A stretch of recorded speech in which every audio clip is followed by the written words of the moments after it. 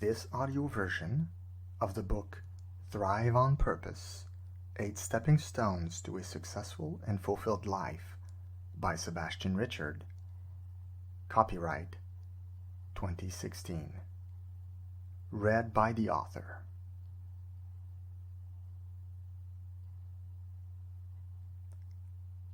Thrive on Purpose: 8 Stepping Stones to a Successful and Fulfilled Life by Sebastien Richard. This book is dedicated to my mother, Lisette Brunet. You always knew what I could become. Born April 8, 1944, and entered eternity on February 18, 2015. Ce livre est dédié à ma mère, Lisette Brunet. Tu as toujours su ce que je pouvais devenir. Né le 8 avril 1944 et entra dans l'éternité le 18 février 2015.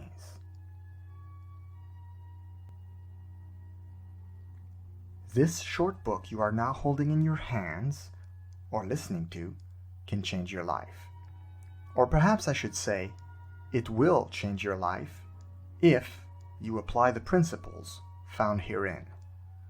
I know. You've heard this one before, right? To some of you, this probably reads like a pretty lame opening. I mean, countless other self-help books have claimed the same thing, but turned out to be quite dull. I know this for a fact. I nonetheless speak the truth about this book. Really. This message is so powerful, its principles are behind the success of all the great men and women throughout history. Now, you must be thinking, such a life-changing message must already be known by a lot of people. It must already be out there. Of course, it can be found. The proof, after all, is in the pudding. And yet, for some reason, very few find it. And of the few that do find it, fewer still apply it. In this regard, it is comparable to the narrow way in scriptures. Few find it. I, for one, have been reading books since I was 18, and I only found this message out when I hit 40. It eluded me for the longest time. I believe proper knowledge comes to us when we are ready for it. As the saying goes, when the student is ready, the master will appear. Well, I found it, I applied it, and it did change my life. Ever since then, I've been wanting to change other people's lives by sharing it. And now you, dear reader, are seemingly ready for it.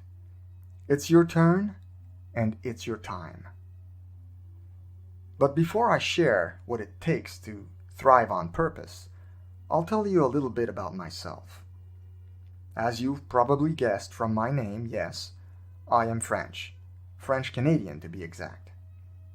I was born and raised in Montreal. I grew up quite poor, amidst much instability. My childhood was spent in the poor neighborhoods of Montreal, and I was raised, for the most part, by my single mother. When my father was around or working, it was never for very long periods of time, and so I was raised back and forth, at times with my two parents, other times by one or the other. There was even a period of my early childhood when I was raised by my grandparents. One evening, when I was 4 years old and my grandmother had just put me to bed, I asked her, "Where will I sleep tomorrow?" That's how unstable my young life was. When I was 13 years old, my parents divorced. For the second time. Yes, you read that right. They married a first time, divorced when I was 2 years old, remarried when I was 9, and divorced a second time when I was 13 years old. And when I was 14 years old, following that second divorce, I was living with my mom and older sister, Carolyn. we moved. Get this, it was the 13th time in 14 years that I moved. That summer, my mother brought me to my local high school to have me enrolled. This was the 11th school I would attend. So, if I had to sum up the first 15 years of my life using one word, it would be unstable. However, in spite of all this chaos and trials in my young life, there was one thing that kept me in line as a young man. There was a silver lining. When you think about it, all the ingredients were there for me to become much worse than just an insecure teenager. Seriously, I could have started smoking, using drugs, drinking, hanging out with the wrong crowds, etc. The one thing, the only thing that anchored me was my faith in God. You see, amidst all the chaos of my young life, my parents and grandparents had always made it a priority to instill in me strong belief in God. I became a Christian at a young age, 9 years old, so my faith was my driving force. It's what kept me from becoming totally lost. My only goal as a young man was to get married and start a family, and to be a good husband and father. I was determined to succeed where my parents had failed. So, I was blessed to find a good wife. And, I just asked her again this morning, so it's okay for me to say this, I became a good husband and father. I'm in my 14th year of marriage, and I have 3 beautiful children, Jason, Marissa, and Caitlin. I also have been working for the same company for the last 15 years. And at the time I'm writing this, we own a house in Prince Edward Island, Canada. That's the successful part of my life, and I can honestly say I'm proud of it. In spite of difficult beginnings and slim odds, I made a pretty good life for myself. If I did it, you can too. God bless you all. The end. Wait a minute. Whoa! Can you imagine if I stopped there? You wouldn't have much to chew on, would you? What you read this far, I'm afraid, is only half the story. The other half is more like a cautionary tale. It's more like the "don't do like I did, do as I say" spiel. The other part I want to talk about begins in my early adult life. In the beginning of my adult life, roughly between 18 and 28, I was struggling with deep depression and even contemplating suicide on more than one occasion. For the longest time, I didn't have any aspirations, direction, definite goals, ambition, or any sense of purpose. My wonderful childhood was probably what contributed to my winning mindset. Yes, that was sarcasm. Oh, and on top of that, I hated my job. Indeed, I was a real catch. I tell you, it's a miracle I got hitched. Nevertheless, in spite of myself, I did, and to a good woman, too. 3 women, 3 questions, 3 catalysts. Sadly, my dad never won the Father of the Year medal. He was never mean and he never hurt us, but he was never very present, nor was he ever responsible enough to provide adequately for us. That alone made it hard for me growing up. Nevertheless, the good women in my life somewhat compensated for that obvious lack of a good male role model. The 3 following accounts will attest to that fact. My wife, what are your dreams? I was about a year into my marriage when Elizabeth, my wife, asked me a fairly simple question. For some reason, she had noticed I was severely depressed. Was it because I didn't like my job? Maybe it was because I shunned everybody or went to bed at 8 p.m. on weekends and mentioned suicide a couple of times. I just don't know how she found out, but she did. It must have been female intuition. Smart woman. Of course, I'm being facetious here. Anyway, she looked at me and asked me straight out, "What are your dreams?" A fairly straightforward question, right? And yet, I was dumbfounded. Like a deer caught in headlights. I didn't know what to answer. Why? Because sadly, I didn't have any dreams. Heck, I didn't even think I was supposed to have some. Maybe it was because I was brought up poor, raised by a single mother. Or maybe it was that I didn't have much contact with successful people. Success was an abstract concept for me. Dreams were for dreamers. I was a proud realist. Whatever the case was, I didn't give myself permission to have any dreams. I have changed much since then. Thank goodness, I now have many dreams. This question my wife asked me was the kickstart I needed. My sister, how long will you put up with this? When my sister came to visit me after my mother passed away in March 2015, I confided in her that I was miserable at my job, which was nothing new.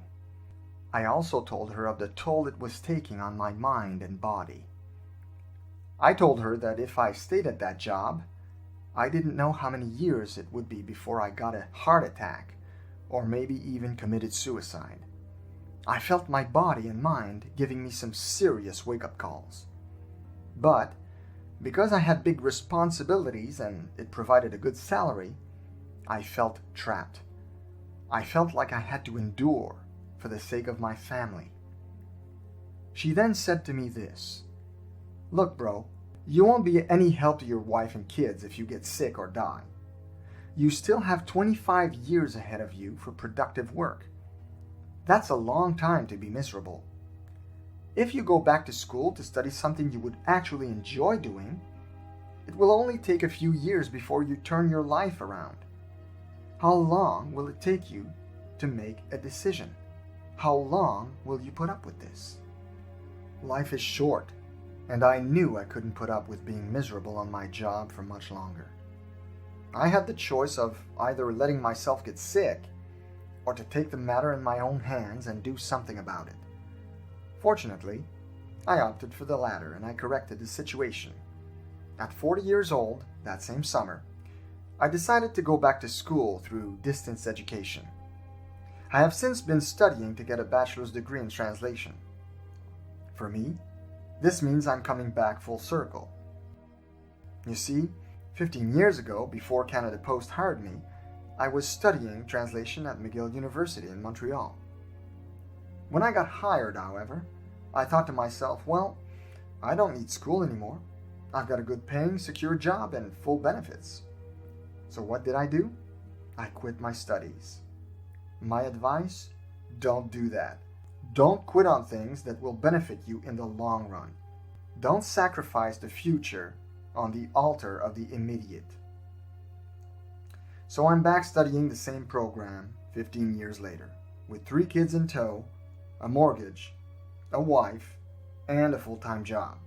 No biggie, right? My mother. Where is your faith?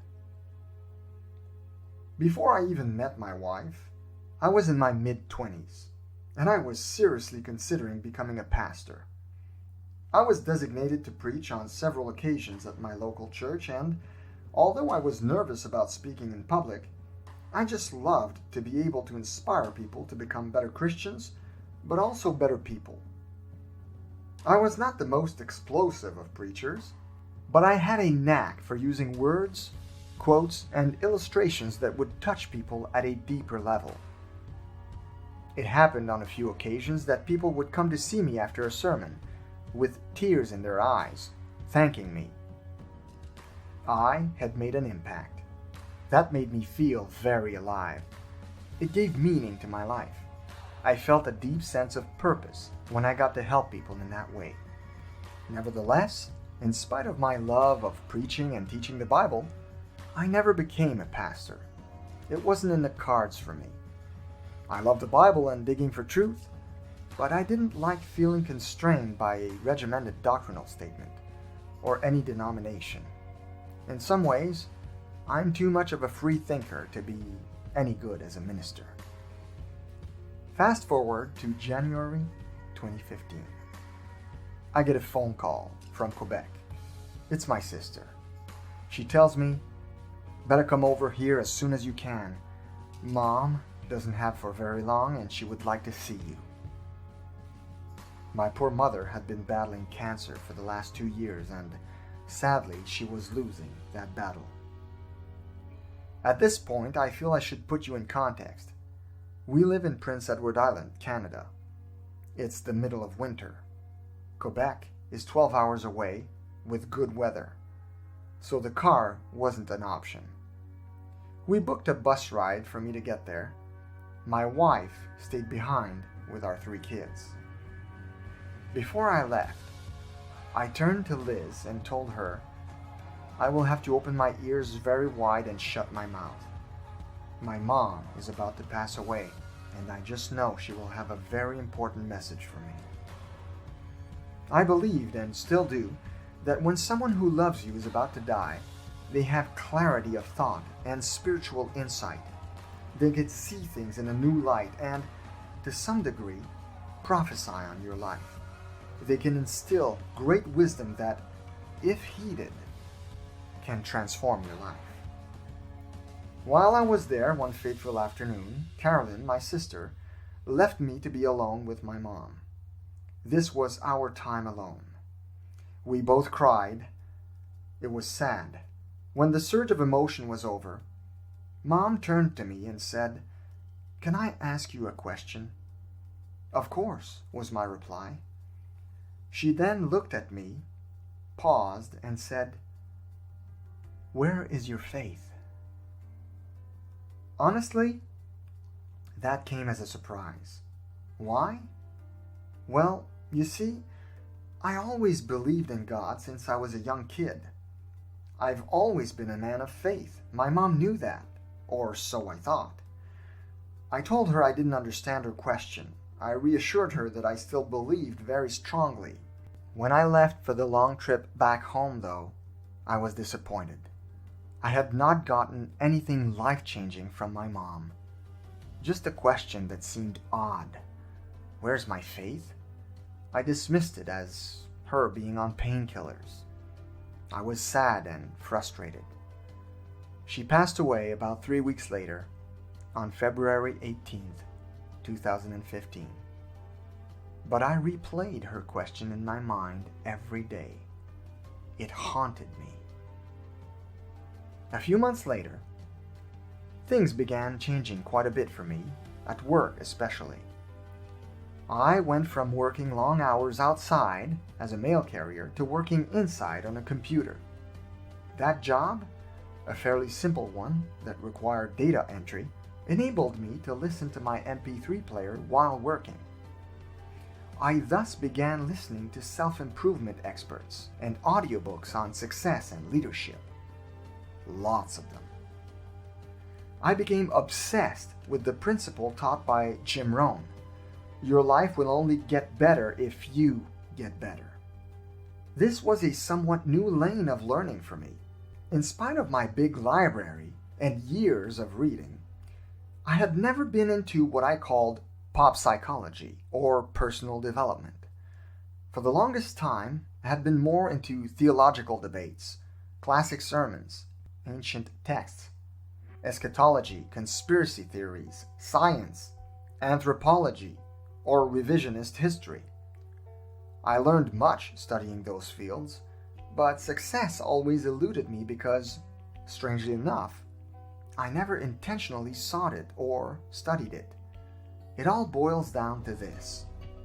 I believed I didn't deserve success. It will be done to us according to what we believe. It was so for me at the time and had been for a long time. While this was going on, I had been praying with my wife for our situation to change.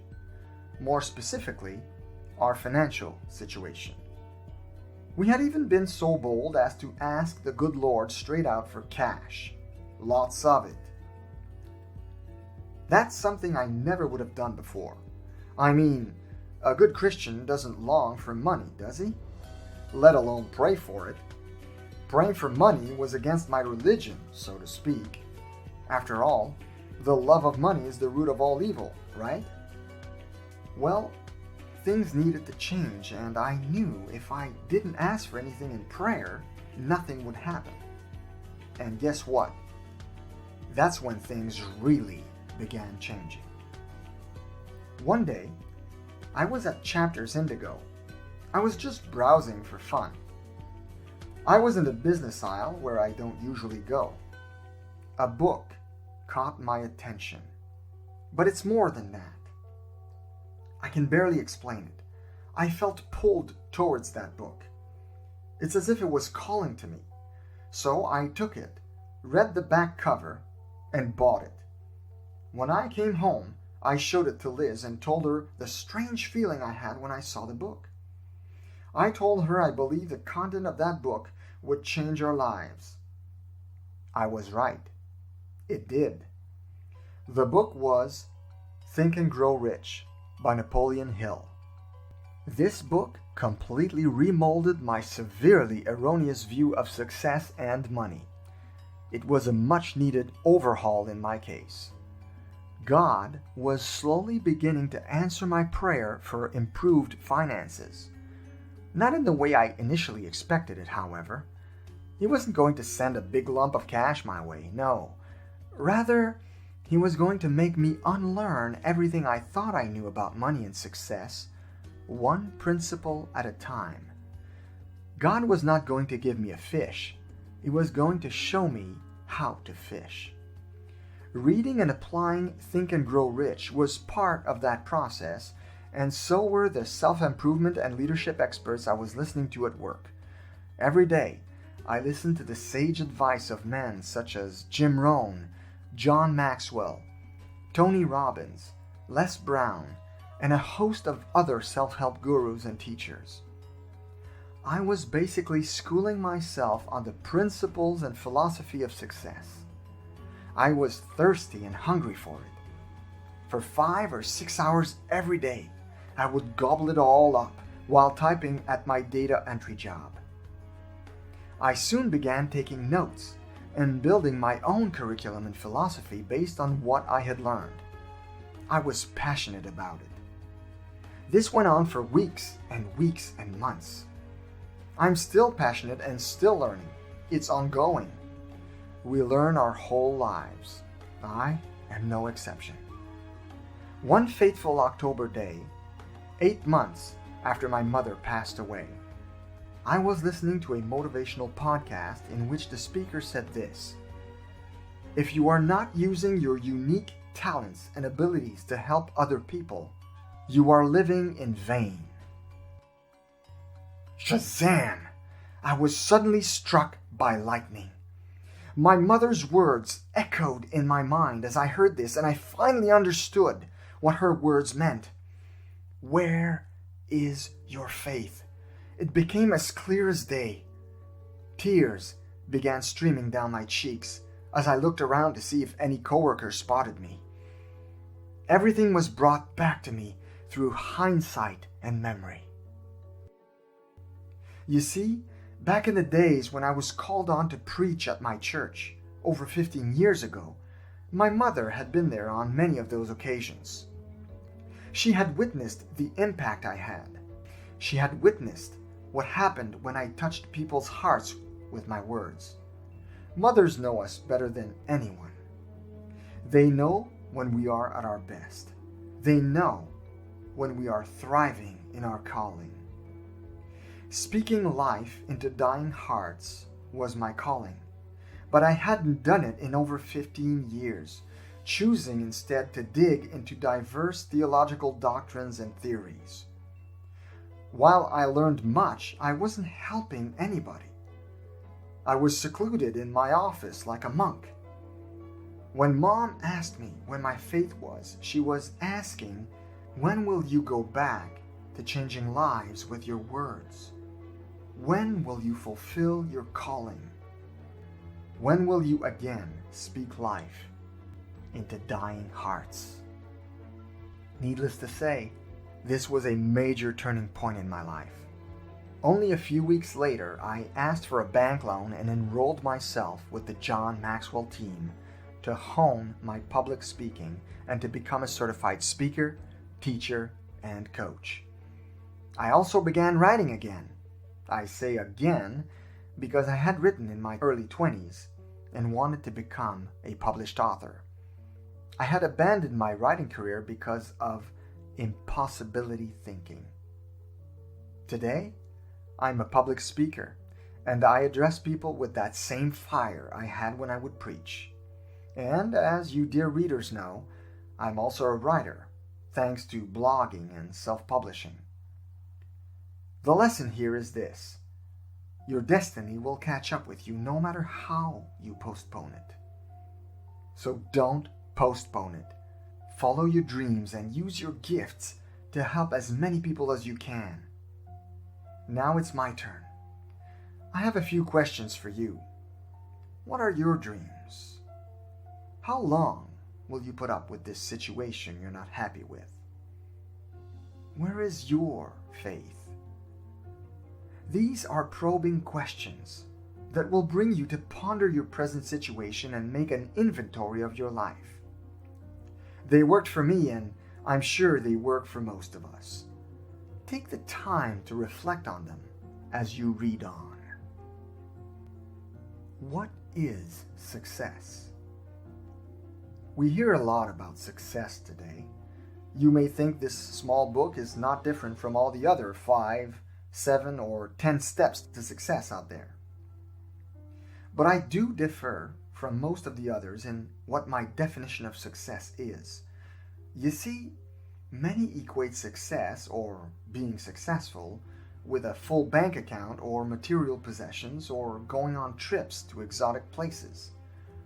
Although these financial and material things are all great, I do not think of them as what defines success. I like what Henry David Thoreau had to say on success.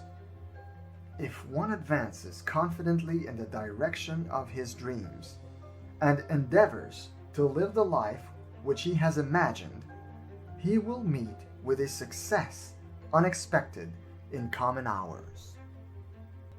Basically, success is to set goals and to persistently advance towards them and attain them. We don't all set the same goals. Some individuals are more gifted than others in certain areas and will naturally set higher goals for themselves. The way I see it, the man who sets a goal to earn $20,000 more than his usual salary by the end of the year and gets it done is more successful than the one who aimed for a $100,000 increase, but only ends up with $50,000 more. Never mind the $30,000 gap between the two. The difference is that one attained his goal and the other didn't.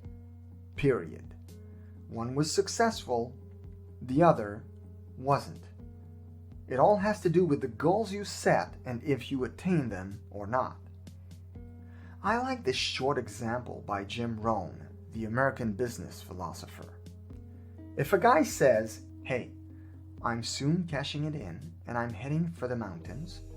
I'm going to live in a little cabin, live off the land, and feed the squirrels." If he goes and does that, guess what?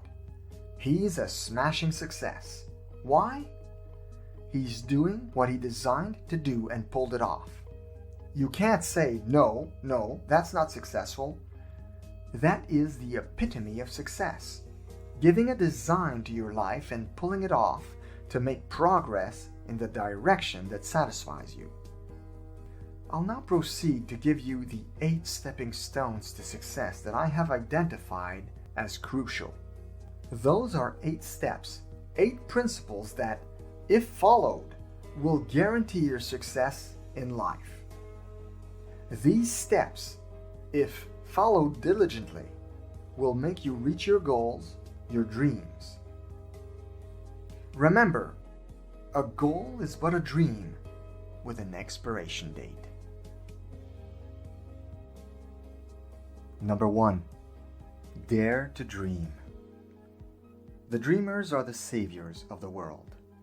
As the visible world is sustained by the invisible, so men, through all their trials and sins and sordid vocations, are nourished by the beautiful visions of their solitary dreamers. Humanity cannot forget its dreamers. It cannot let their ideals fade and die. It lives in them. It knows them as the realities which it shall one day see and know. James Allen, As a Man Thinketh. A purposeful future begins with a dream. You cannot be motivated, let alone successful, if you don't have dreams. I'm basically writing here what I wish an adult would have taken the time to tell me growing up. You were made in the image of God, and the seeds of greatness are in you, but they can only sprout with a dream. If you do not dare to dream, the seeds of greatness within you will remain dormant. If you have no dreams, neither you nor the world will benefit from what only you can become. If you do not have dreams, you will just go through life aimlessly, tossed to and fro by your circumstances. You will not be living, you will merely be alive. If you have no dreams, you will feel like you have no purpose, and your impact on the lives of others will be greatly hampered. Dreams are the wind in the sails of purpose. If you go to a cemetery and look at the tombstones and engravings, you will notice that the lives of people are summed up by 2 dates. What are they? The date they are born and what? The day they passed away. And what did they put to sum up what happened in between those 2 dates? A dash, also known as a minus sign. The whole of their life, work, dreams, accomplishments, and legacy summed up with a minus. So according to a tombstone, the 2 most important days of your life are the day you're born and the day you die. Mark Twain, the great American author who wrote the classics Huckleberry Finn and Tom Sawyer, disagrees. He said this: "The 2 most important days in your life are the day you are born and the day you find out why." So, have you found why you were born? The day you find why you were put on this earth is the day you'll never look back. But how do you know? It's quite simple, really. The thing you were born to do makes you come alive.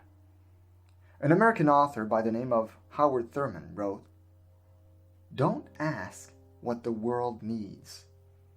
Ask what makes you come alive and go do it, because what the world needs is people who have come alive."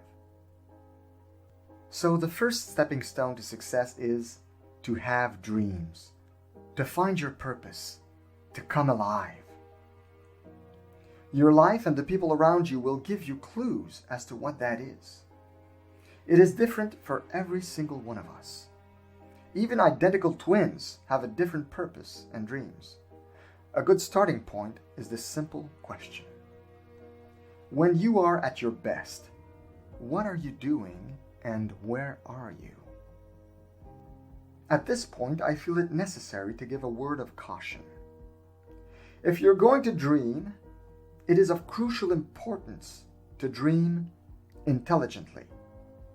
Dreaming does not mean to forego reason. Some among you may feel like I was. You don't know what your dreams are yet. You're going to need to figure that out. It's crucial. Others among you are the exact opposite. All you have is dreams. But the problem with this is, some of you are dreaming in color. Dreaming intelligently means to know your limitations and your God-given tools and abilities. For example, a paraplegic can never be a pilot for the U.S. Air Force, and a blind man would probably not be very good at archery or golf or as an NHL goalie. You catch my drift? We have to use the tools that God gave us and make the best of them. If you want more examples of delusional dreamers, you can watch the auditions for American Idol. It makes for a very good case in point. That said, if you do dream intelligently within the realm of possibility, even if that possibility is very remote, I advise you to dream big. Someone once said, if you're not being ridiculed because of your dreams are too small. And trust me, if you dare to stand out and have dreams, you will be ridiculed, discouraged, mocked. If not by people, then by life itself. I'll talk more about this later. Number 2, plan appropriately. The second stepping stone to success is to plan appropriately. Proper planning will help you to get through some rough patches, and better yet, proper planning will make you avoid many rough patches. You've got the dream? Good. Now make it happen. A dream which is not accompanied by a workable plan is like a skeleton with no muscles on it, like a race car with no engine. You have to put some thought on how you will reach your goals. Like the saying goes, failing to plan is planning to fail. Cicero was a Roman philosopher, politician, lawyer, orator, political theorist, consul, and constitutionalist. In other words, the man was very successful and very smart. He stated this very true and simple principle. Before beginning, plan carefully. How does this translate into your lives? Well, those of you reading this are all at different stages in life. Some of you are just starting out, perhaps you just graduated. Others are more advanced in life. Perhaps you are settled down, like I was, with children and responsibilities. Others might even be further along in their lives, close to retirement or even retired. Regardless of where you're at, it's never too late to start planning. As I like saying, it's never too late to start now. Some experts recommend that you write down a life plan for yourselves. What is a life plan? A life plan is defined as a process by which an individual takes stock of his or her life, clarifies goals and challenges, and identifies the steps needed to move forward. You can Google life planning websites, which offer many tools to help you build a solid life plan. These are things you need to put down on paper. There is just something about writing stuff down that makes it more real. It programs it in your subconscious. And what's more is you can refer to it back again and again. A good life plan will include your goals, the steps you intend to take to reach them, and a reasonable timeline that will identify when you want to reach your different goals, a set date. For example, you write down your career choice, followed by the school you will attend for it, followed by how long your studies will take. Some of you might need to work part-time during their studies. This might make your schooling longer. You can write that down. For those of you who are single and would want to share their lives with someone, have you ever thought of writing down 10 qualities you want in a mate? That's a very good way to narrow down the kind of man or woman you're looking for, and to not settle. Funny story. My wife wrote down such a list when she was single. Later, she confided in me that I met 8 out of 10 of her requirements. She thought that was close enough.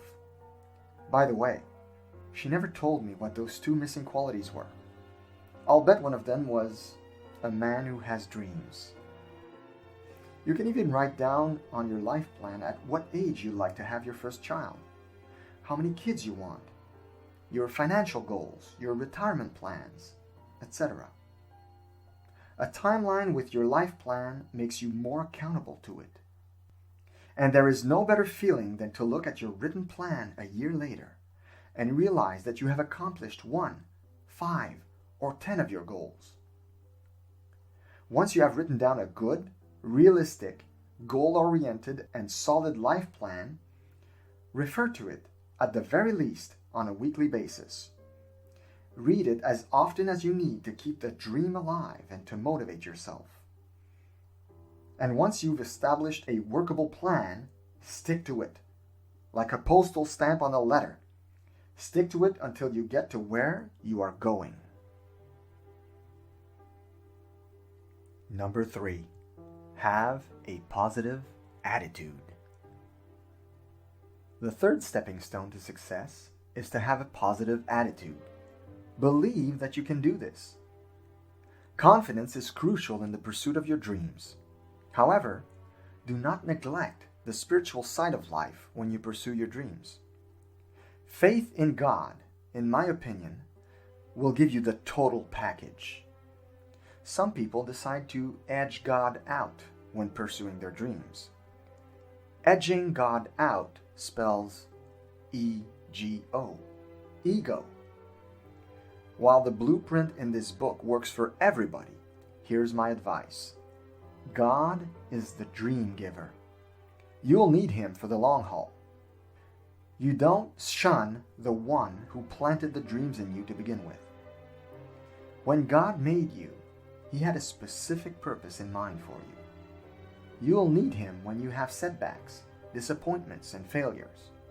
And by experience, I can tell you that He'll be there. Nevertheless, that said, the 8 steps I give in this booklet work for atheists, agnostics, or believers. They are unbiased, universal, and timeless. But let's get back to the topic at hand. A positive attitude can lead you far, very far. In fact, it's absolutely necessary in order to be successful. I must confess, I've been rather negative a big part of my life, as my bouts with depression would attest. Positive people used to get on my nerves. I thought of myself not as negative, but rather as a realist. And I perceived positive people to be unrealistic dreamers who lived in a joy bubble with unicorns and rainbows. On the other hand, I was right. Studies do show that those who are negative are usually more accurate and realistic in evaluating situations. So, basically, negative people are right 90% of the time. But here's the kicker. Positive people are happier 100% of the time. So, I had to decide what I wanted out of life. To be right or to be happy. But you know what? Those are not mutually exclusive qualities. You can be realistic by nature and positive by choice. That way you get the best of both worlds. The one thing you can definitely control every day is your attitude. This has been the hardest change for me to make. Oh, and by the way, I realized today what got on my nerves were not positive people per se, but rather ignorant positive people. There is a huge difference between the two, but I digress. Henry Ford said, "The one who says he can and the one who says he can't are both usually right." Once you understand that quote from the famed automobile manufacturer, you will make it a priority to develop a positive outlook. We basically become what we think. There is a story about an avid duck hunter who was in the market for a new bird dog. His search actually ended when he found a dog that could actually walk on water to retrieve a duck. Shocked by his find, he was sure none of his friends would ever believe him. He decided to try to break the news to a friend of his, a pessimist by nature, and invited him to hunt with him and his new dog. As they waited by the shore, a flock of ducks flew by. They fired, and a duck fell. The dog responded and jumped into the water. The dog, however, did not sink, but instead walked across the water to retrieve the bird, never getting more than his paws wet. The friend saw everything but did not say a single word. On the drive home, the hunter asked his friend, "Did you notice anything unusual about my new dog?" "I sure did," responded his friend. "He can't swim." This story makes most of us smile. However, the point is, don't be like that man. Be positive and never lose your sense of wonder. Positive people have the ability to keep their hearts young, to have a sense of wonder and amazement. Never lose that wow factor, the ability to say, wow. Notice how positive people have that sense of awe. Even their vocabulary is filled with superlatives like amazing, super, great, and awesome. Make those words a part of your vocabulary. King Solomon, arguably the wisest man to ever live, said, "A cheerful heart does good like medicine, but a broken spirit makes one sick." Proverbs 17:22. This has actually been proven to be true by modern science. Studies show that optimism actually boosts the immune system. I actually knew a guy back when I worked in Montreal who laughed all the time. He was just an upbeat and super cheerful individual. One day, I had a cold and I told him about it. He told me he hadn't gotten a cold in over 7 years. His cheerfulness and positive outlook probably had a lot to do with that. And a positive attitude will help you with the next step, which is number 4, never give up. Never, never, never give up. Winston Churchill. We now get to the 4th stepping stone to success, which is the most important, the most crucial, the one without which everything else falls apart, and that is perseverance. Never give up, never give in. Do you like the Rocky movies? I, for one, absolutely love the Rocky movies. There is a scene in the second Rocky where Apollo Creed is in his office discussing a rematch against Rocky with his trainer. Apollo asks his trainer straight out, "Do you think I beat him?" After hesitating, his trainer's response is epic. He said, "I've seen you beat that man like I've never seen a man get beat before. And he kept coming at you. Now, we don't need that kind of man. Let's go after some new meat." Apollo's trainer feared Rocky. Was he scared because Rocky had more talent than Apollo? Did he think Rocky was stronger? Did he think the Italian stallion had more skill? None of the above. He was afraid of that rematch because he knew that Rocky had this phenomenal, dogged determination.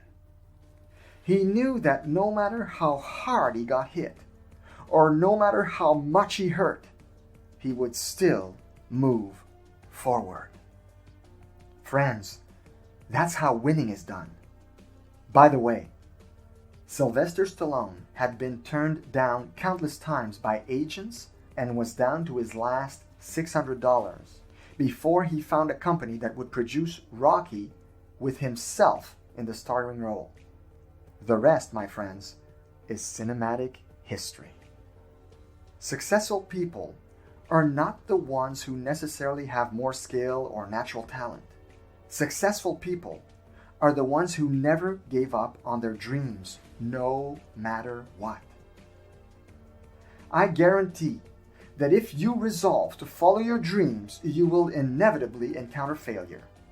In fact, chances are you will become acquainted with it on a regular basis.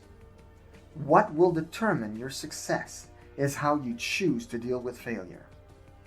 It has been said often that life is 20% circumstances and 80% attitude. There is much truth in that. You will have times when you have to deal with ordinary bumps in the road. Other times you will lose the support of your friends and family. They might not believe in you or in your aims. They might say things to discourage you and even mock you. And finally, sometimes, the full fury of life's storms might come crashing upon your boat. These are the worst of times. These are the times when you will be knocked down. These are the times when you will feel like giving up, not only on your dreams, but even on life itself. Don't. Here are a few keys that you need to remember when life brings you to your knees, as it surely will. Here is how to keep your pain in perspective. Number 1, life isn't fair. Period. So don't expect it to be. Sometimes, when you have to endure trials, you will be tempted to ask, why me? You know what? Pride says that. Humility says, why not you? Do you have anybody else to recommend for this trial? Do you have their phone number? Number 2, pain is temporary. This will surely pass. No matter how bad the difficulty, it will not last. It might last a day, a week, or even a year, but eventually it will subside. Isn't that good news? Number 3, God, or life if you prefer, will not send you more than you can handle. So when it gets trying beyond even what you think you can handle, tell yourself this: God must really think I'm a badass to send me something like this. Number 4, ask yourself, what can I learn from this? Our most valuable lessons come from our most painful trials. Number 5, use your ex-pain to help others. Once you have gotten back on your feet and you have learned from it, your pain will have fulfilled its purpose. Once you have gone through the storm, you will be able to help others going through similar difficulties. So, determination is key in fulfilling your God-given dreams. Persistence in the face of adversity will ultimately determine your success. The value of courage, persistence, and perseverance has rarely been illustrated more convincingly than in the life story of this man. Failed in business, age 22. Ran for legislature, defeated, age 23. Again, failed in business, age 24. Elected to legislature, age 25. Sweetheart died, age 26. Had a nervous breakdown, age 27. Defeated for speaker, age 29. Defeated for elector, age 31. Defeated for Congress, age 34. Elected to Congress, age 37. Defeated for Congress, age 39. Defeated for Senate, age 46. Defeated for Vice President, age 47. Defeated for Senate, age 49. Elected President of the United States, age 51. That, friends, is the record of Abraham Lincoln, seen by many as one of the greatest U.S. presidents. He is definitely an example of perseverance. Another example of perseverance is Thomas Edison, the famous inventor. It took him 10,000 tries before he finally invented the incandescent light bulb. He had this to say: "I have not failed, I've just found 10,000 ways that won't work." When it gets almost unbearable, always remember that you might just be one more try away from succeeding. We often quit when we were just about to succeed. And for all you know, you might just be one great idea away from massive success. Number 5, surround yourself with the right people. Birds of a feather flock together. It's a fact of life. Like attracts like. We are attracted to those who are similar to us. The problem with that is that it doesn't make us grow and learn. It doesn't challenge us. If you are somebody with dreams and goals, let me ask you some questions about your friends. Do they share similar dreams and goals? Are they ambitious? Do they challenge you to become more than you are by who and what they are? Do you regularly learn good things from them? Are they positive and excited about life? Do they make you a better person? Overall, what do they add to your life? Do you perceive them as better than you? As people you can learn from? Someone once said, "If you are the smartest person in the classroom, you're in the wrong classroom." In order to be successful, you need the help and surrounding influence of good people. John Maxwell put it this way: "One is too small a number to achieve greatness." So, being around good people is a must in order to achieve success. And here's the kicker: you have to choose them. You see, life chooses your acquaintances, but you choose your friends.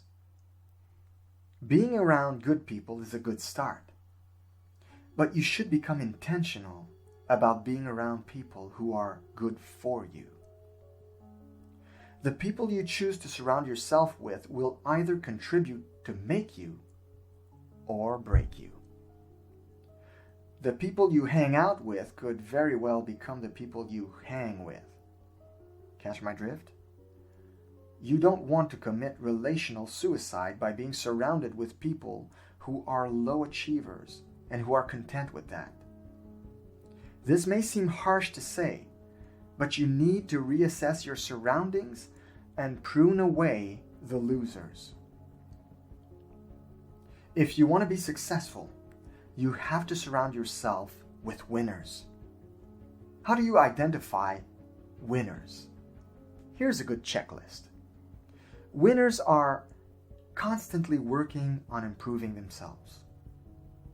Positive people. Good leaders. Success-oriented. Eager to help others. People who have integrity. Smart and eager to learn and know more. Sharp people will sharpen you. Dull people will make you dull. My favorite book says, "Do not be misled. Bad company corrupts good character." 1 Corinthians 15:30. And on the same token, as iron sharpens iron, so does a friend sharpen another. Proverbs 27:17. So choose your inner circle wisely, for it will determine who you become.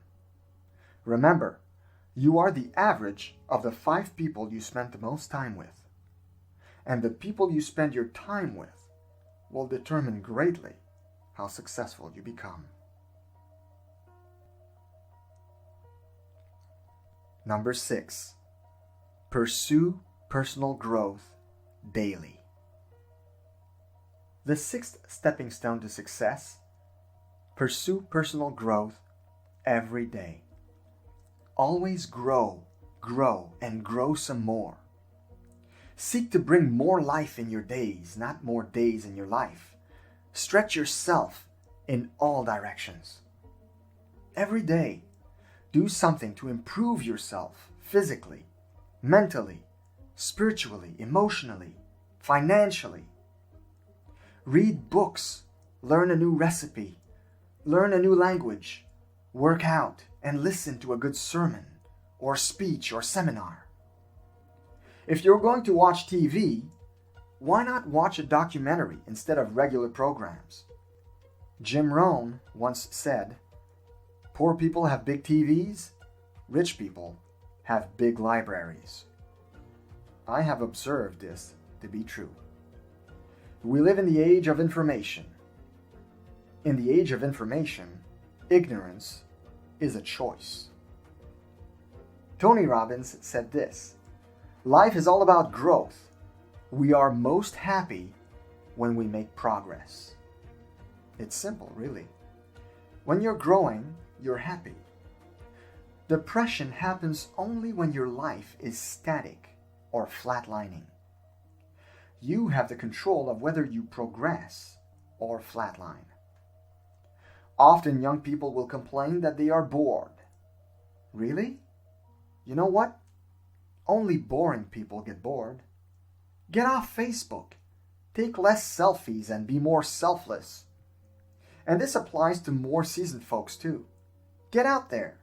Like the Nike slogan says, just do it. A couple of young men, Alex and Brett Harris, twin brothers, wrote a book titled Do Hard Things. The aim of their book was to inspire a younger generation of men and women to pursue doing difficult things. They wanted to challenge teens to rebel against society's low expectations. I heartily recommend this book to young people. In fact, I highly recommend anybody to read as much as they can. When you read, you learn. And when you learn, you grow. Now you might be saying, "But I don't enjoy books very much." Reading is an acquired taste. It requires discipline. There is a universal law which says, if you do what is easy, your life will be hard. If you do what is hard, your life will be easy. I myself have a library of over 500 books at home, and growing. They are as varied as they are interesting. I've been buying books since I was in my early 20s. As a rule of thumb, when buying a book, I always try to fill the empty shelves of my mind as much as possible. This is why I now have books on history, philosophy, warfare, theology, psychology, zoology, sociology, literature and languages, dictionaries and encyclopedias galore, etc. You can never learn too much. Growth demands effort. Look at any bodybuilder or athlete working out. It's hard. The same goes for your mind. If you want to make an impact on the world, to be a leader and to be successful, you need to expand your mind through knowledge. Leaders are readers, and readers are leaders. Benjamin Franklin was once asked what sort of person he most pitied. Franklin replied, "A lonesome man on a rainy day who does not know how to read." Now, you guys obviously know how to read, so there goes your excuse. The Gallup brothers, some years ago, used their polling techniques to find out what makes some people more successful than others. They accumulated the results in a book titled The Great American Success Story. One of their findings was this: successful people read. George Gallup said he discovered that reading was essential because it, quote, makes a person ready to converse, It seems to be a key to feeling confident. These people have a broad knowledge and feel they can shift over to another field or chain of thought. I think reading would be a very big boost to self-esteem, because then you have more information with which you can make evaluations or decisions. End quote. John Wayne, the American actor, said, "Life is hard. It's harder if you're stupid." The problem today is that we have too many smartphones and not enough smart people. People, in general, are more familiar with the works of Leonardo DiCaprio than with those of Leonardo da Vinci. You have to rise above that. Don't become a statistic. I'm going to ask you a question. What have you done in the last month to become better? All successful people will tell you that success is something you attract. Like attracts like. Because of this, you should make yourself more attractive. And I'm not talking about physical only here. I'm talking about being more attractive as a human being. Kindness is attractive. So is intelligence and emotional balance. A healthy spirituality and faith are attractive as well. A healthy and fit body is also a great asset. Those are all things that should be pursued to better yourself every day. Success and greatness are simply the cumulative effect of small habits and disciplines repeated every day. Likewise, failure is the cumulative effect of small habits and disciplines that we fail to do every day.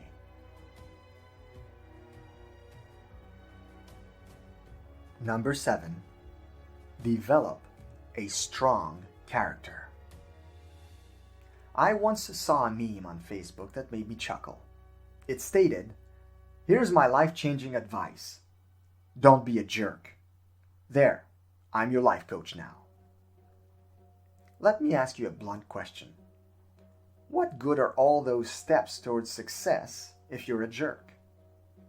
Having a better life is the result of becoming better yourself. What good is pursuing a better life if you will not intentionally work on being a better person, a person of strong character? When choosing players for the NFL, NBA, or NHL, character joins speed, size, and skill as a necessary trait. As teams prepare for the draft, players with questionable character fall in priority. Most of the time, when teams choose high-risk players, the downside outweighs any benefit from their ability. Pro sports isn't the only place where character counts. It counts in every walk of life. Do you pay enough attention to character building in your life? But what is strong character made of? Basically, it is made of all the good and noble qualities found in the heart of man. Our character is much more than just our reputation or personality. It is who we are when no one is watching. Having a good character means doing the right thing just because it is the right thing to do. Fairly simple, isn't it? John Maxwell defines character as the sum of my behaviors, public and private, consistently arranged across the entire spectrum of my life. Norman Schwarzkopf, the famous Desert Storm general, once said, "Most leadership failures that occur don't happen for lack of competence, but for lack of character." Ain't that the truth? But how does one build up a good and upstanding character? Well, this is one for the ages. But here are a few ways to actually improve in that area. Model and emulate great people from history. Pursue virtue, wisdom, and understanding. Seek out good company as we saw in step 5. Build people up through your words and actions. Mind your tongue. Keep your emotions in check. Have integrity. Be a person of your word. Ask those around you whom you trust to tell you about your weaknesses and work on those. Of course, building strong character is not microwavable. It's a process, more like a crock-pot recipe. It takes time, and you need to be patient with yourself. But be firm and intentional about it. The great men and women who made history demonstrated, for the most part, strong character. The greatest leaders throughout history all had strength of character. A great example of strong character is this true story about a police chief who gave himself a ticket for a traffic violation. You read that right. As a result, he has received emails from all over the world congratulating him on doing the right thing. Chief Dick Noble drove past a stopped school bus with its lights flashing in September 2007. When he realized what he had done, Noble wrote himself a ticket for $235 and penalized himself 4 points on his driving record. The story came to light after it appeared in court records and media reports. Noble says he received 150 emails from places like Thailand, Russia, and New Zealand. 2 people sent him money to help with the fine, but he turned down the offers. Noble said, quote, "Police officers do good things every day, and that doesn't get reported. All you hear about is the news when a police officer is in trouble." He said he answered every email he received. Noble added, "If they took the time to email me, I at least thank them for their comments." That's character. Doing the right thing, no matter what. Number 8. Give back. You will not receive unless you give. This is a universal law. We reap what we sow. You will get out of life how much you put in it. You will be rewarded according to how selfless and relentless you have been. Jesus said, "For if you give, you will get. Your gift will return to you in full and overflowing measure, pressed down, shaken together to make room for more, and running over." Whatever measure you use to give, large or small, will be used to measure what is given back to you. Luke chapter 6, verse 38. When Andrew Carnegie, the U.S. steel industrialist, died, they discovered a sheet of paper upon which he had written one of the major goals of his life: to spend the first half of his life accumulating money and to spend the last half of his life giving it all away. And he did. $350 million. You can imagine how much that was in the early 1900s. Now, how much you can give will depend on how much you grow. Who you become will determine what you get out of life. The harder you work at becoming a better person, the richer you will become. And I'm not just talking about money here. The better you become, the more you can give to others. Someone who achieves success, or wisdom, or knowledge, or financial riches can help others do the same. There is no better time to start than today. Tell yourself there is no tomorrow. Begin dreaming today. Pray that God shows you your purpose, or meditate and think about it until you figure it out. Write down your life plan. Choose to change your attitude from negative to positive. Persevere in the pursuit of your dreams no matter what. Pursue new knowledge and skills every day. Be generous, live fully, and die empty. If you want what heaven has, you have to be what heaven gives. Become to others the miracle you seek. Conclusion. I had a difficult childhood. In fact, up to my 40s, I can honestly say I had a fairly difficult life. But I'm not the only one, and I will not make it an excuse for failure anymore. I say anymore because there was a time when I would indulge in self-pity. It actually lasted a couple of decades. I had a woe-is-me attitude concerning my past and lack of opportunity.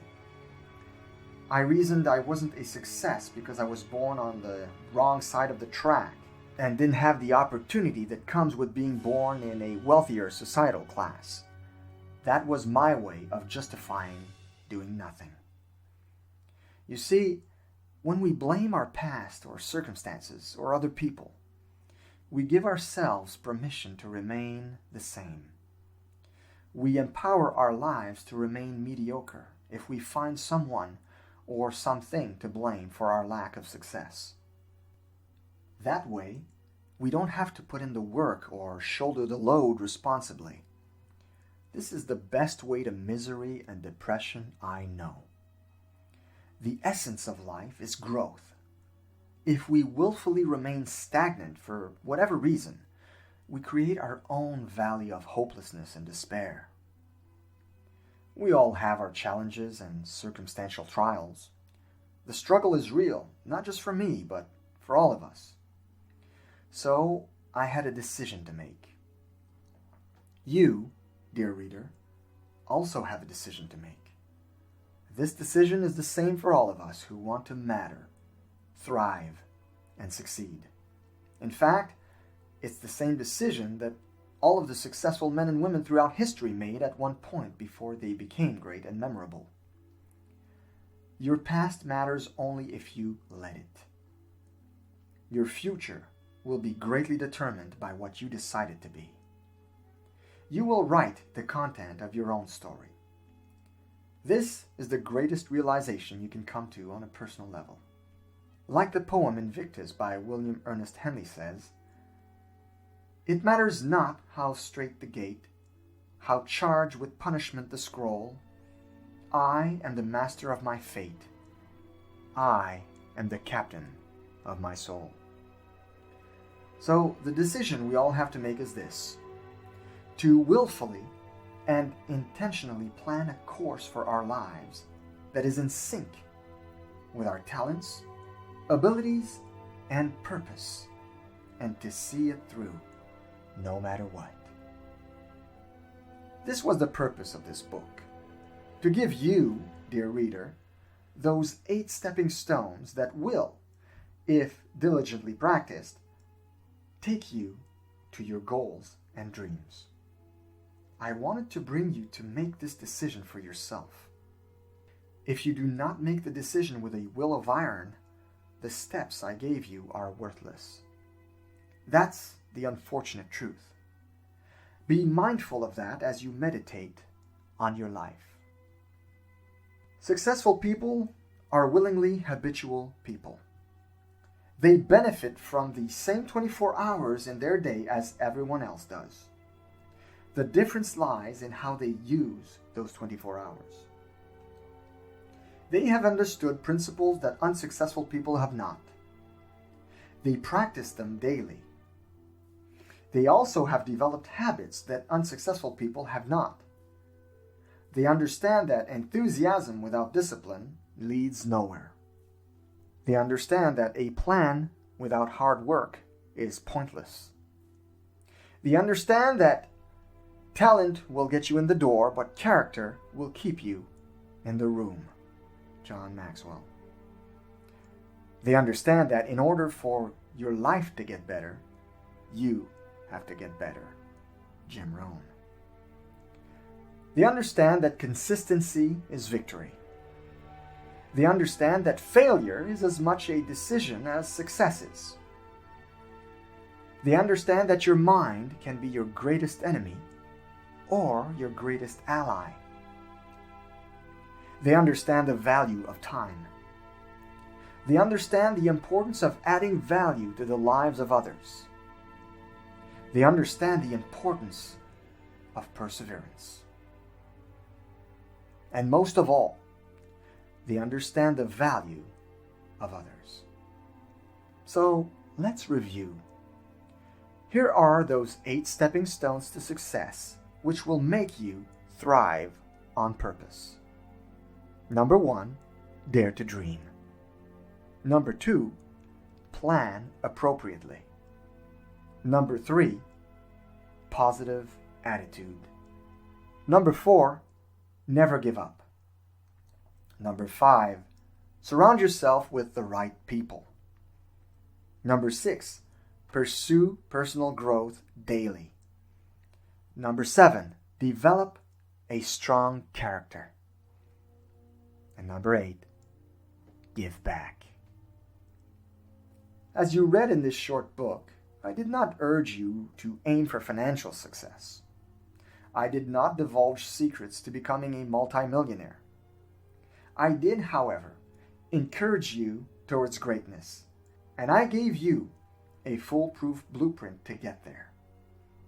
I firmly believe, and history proves, that if you strive to pursue your dreams and constantly aim to better yourselves and better the lives of those around you, the money and financial success will inevitably come to you.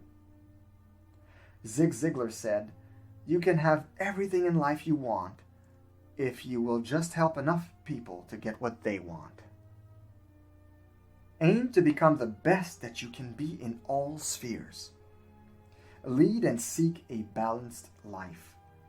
Work on your weaknesses, maximize your strengths, and add value to others. Start right now, where you are. Be the best son or daughter, husband, wife, sibling, employee, citizen. While you pursue greatness, bless others along the way, and with that greatness will come success you never even dreamed of.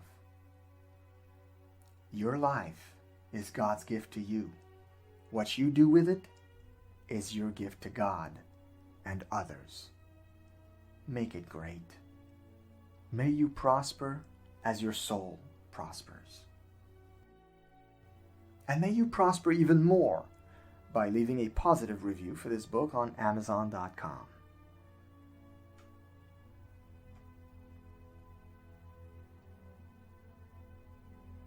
About the author.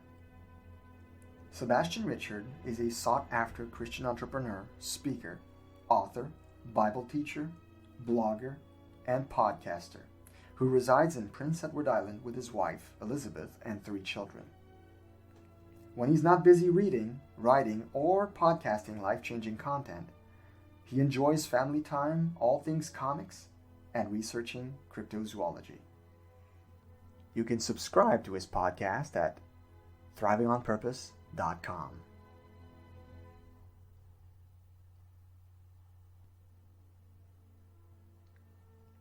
Sebastien Richard is also the author of Lead Like a Superhero: What Pop Culture Icons Can Teach Us About Impactful Leadership. Every child looks up to their favorite superhero, and with new Marvel and DC comic movies constantly hitting the box office, these role models often carry through into adulthood. Realizing this trend, author Sebastien Richard thought what better way to encourage a new generation of leaders than to utilize their favorite role models as examples. Thus, the inspiration behind Lead Like a Superhero: What Pop Culture Icons Can Teach Us About Impactful Leadership. You can get this book on Amazon.com or at thrivingonpurpose.com.